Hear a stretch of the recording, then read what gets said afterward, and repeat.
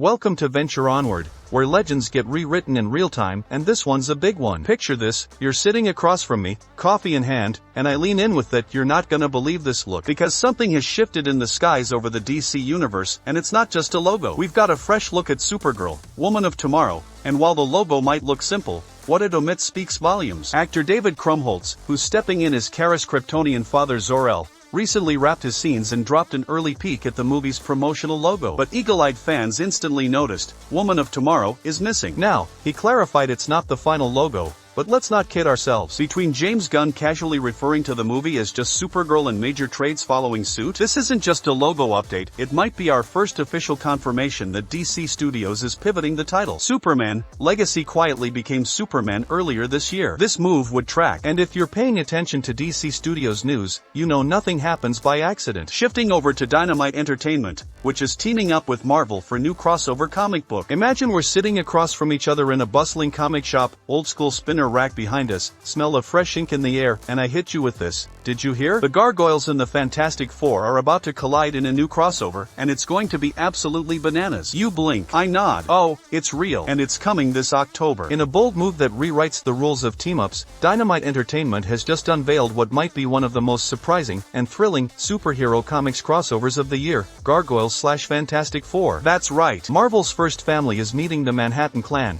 and the action is already crackling with energy like Johnny Storm on an espresso binge. Behind the magic is the original Dynamite Gargoyles dream team, Greg Weisman, the architect of the 90s Disney legend, George Combadise, the stylistic force behind the art, and Jeff Eckelberry, returning to letter every sonic boom, mystical chant, and Baxter building breach. These are creators who know how to weave mythology into Manhattan, and they're bringing the best comic books flavor from both universes. In other Marvel news, where past legacies, future destinies, and comic book history collide in a burst of creativity, chaos, and cosmic stakes. If you're standing in front of me right now, yes, you, the reader, I'd say buckle up. Because what's coming isn't just another Marvel Comics release. It's a one-shot that dares to bend time, fracture dimensions, and unleash a double dose of doom on a world unprepared for what's next. Meanwhile, Giant-Size X-Men #1 arrives May 28th. Marking the explosive beginning of the 50th anniversary celebration. With its primary story helmed by Colin Kelly and Jackson Lansing, and a bonus revelation from Al Ewing and Sarah Pacelli, this milestone issue introduces a brand new female mutant, one originally invited to join the iconic 1975 X-Men roster, now debuting at last. She was never part of the team. She never made the page. But now, after 50 years in the shadows, she's stepping into the light. Please subscribe, like,